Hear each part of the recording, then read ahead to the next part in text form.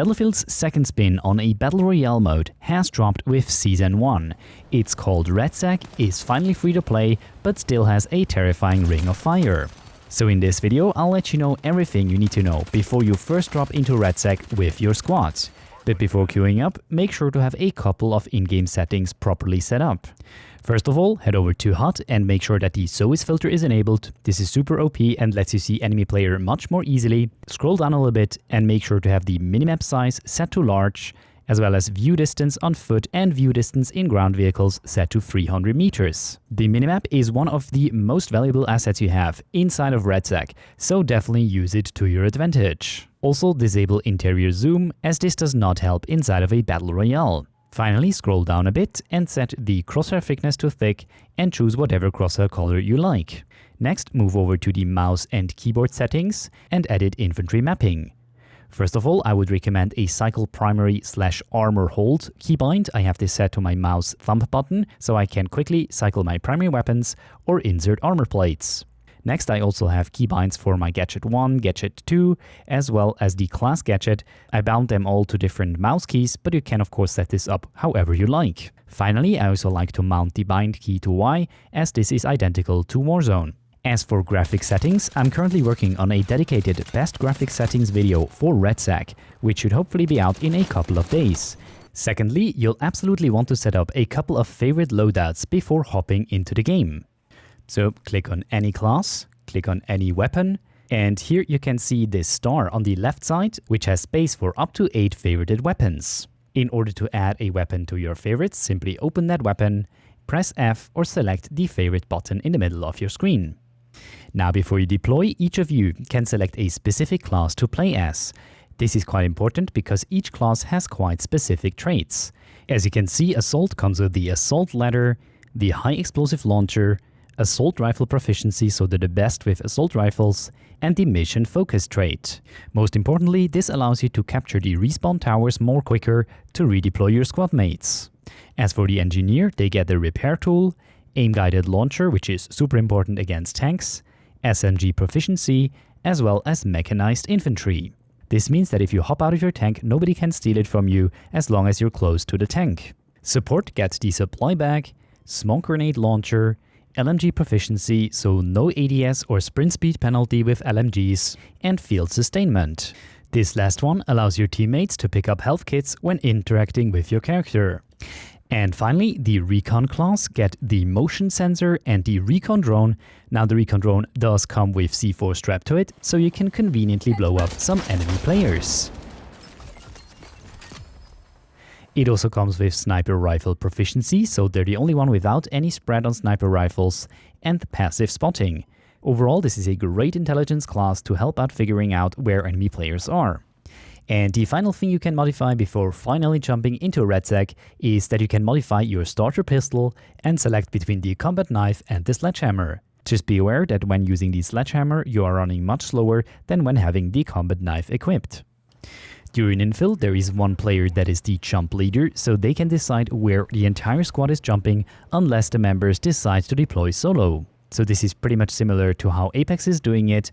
I personally really like this feature to just make sure that your squad is always landing roughly in the same spot. Now, if you're following, you can look around a little bit as you can see here, and you actually don't need to pull your chute. It will actually automatically deploy at the last possible moment. Here's also quite an important movement tip. There is a lot of fall damage inside of RedSec, so whenever you jump down from a building or from a ledge, make sure that you're not taking any fall damage as in this example here, because you will stop moving like with the ankle broke animation, and enemies have an easy shot on you because you're basically already dead. At the same time, if I would have pulled my chute at this instance here, I would probably have also been a sitting duck. So instead what you can do is up to a height of about 15 meters, you can simply press the spacebar right before you hit the ground to initiate a combat roll, which will negate all of the damage. Once on the ground, you might have noticed that there are 3 different loot boxes or containers. The green ones, which provide basic gear, so basically up to the uncommon weapon type. Then we have the rare crates, which are red and black. They hum a bit and usually have higher loot tiers. So for instance, you can find rare weapons, UAVs and airstrikes. And finally, the orange crates drop class-specific loot. So for the assault class, they will always spawn assault rifles and assault equipment and gadgets, whereas if you're playing support, they will drop LMGs and Defibs. Now, while the weapons themselves usually don't have that high rarity, they also always drop an upgrade kit for your class. Now, with these upgrade kits, it's a bit finicky to actually apply them, because if you have rebound your keys, for instance your use key, then usually the upgrading process actually just stashes the upgrade kit, and then you will get this arrow in the HUD indicating that you have an upgrade kit for the weapon that you're currently carrying. The way to apply this is to simply open up the backpack, hover over the upgradable weapon, and press space. This will then initiate the upgrade process. You can see what upgrades are being applied to your weapon, which will then raise the rarity of your weapon, for instance from green to blue or from blue to purple. Beside loot boxes, you can also call in gear, which can be super clutch, especially when fighting a tank. Rare drops are also provided by these safes that are scattered across the battlefield that can only be opened using the repair tool from the engineer. Moreover, you'll find loot in all of these vans, as well as in pickup trucks. And inside of the ambulance, you'll always find Defibs. Now with Defibs, you can essentially instantly revive your downed teammates, so picking up a pair is essentially mandatory. Speaking of downed players, don't simply finish them off. If you have the chance, go make a takedown, as this will give you a live ping on the player's position and even a bit of a silhouette, which is essentially a bit of wall hack. Now don't worry, if you haven't been revived in time, everybody gets a free redeploy. If you're the only player that has been downed, it takes 30 seconds for you to come back into the battlefield, while if you have been squad wiped, everybody will redeploy immediately.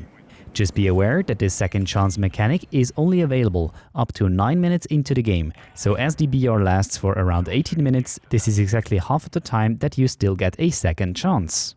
If the timer has expired, your teammates can still get you back using these respawn towers. You essentially have to capture these towers, which emit a loud noise, and every single enemy player can see your tower is being used by looking at the map.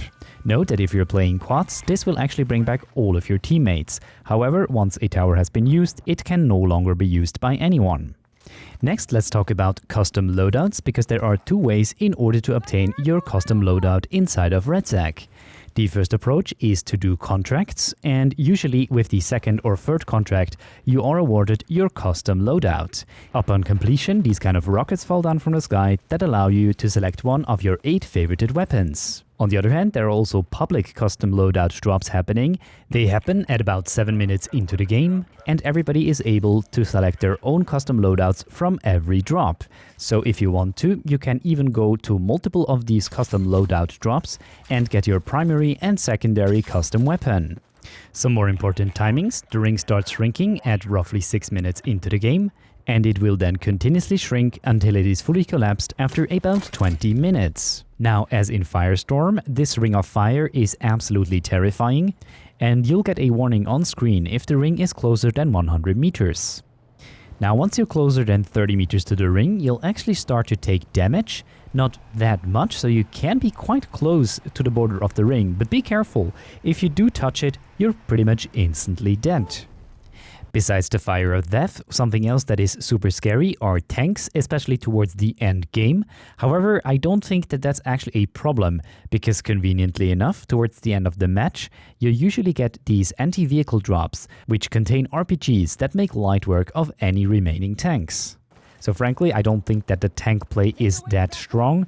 You also have the engineers that usually also have RPGs, and therefore there are definitely enough counterplays against people just sitting inside of a tank all game.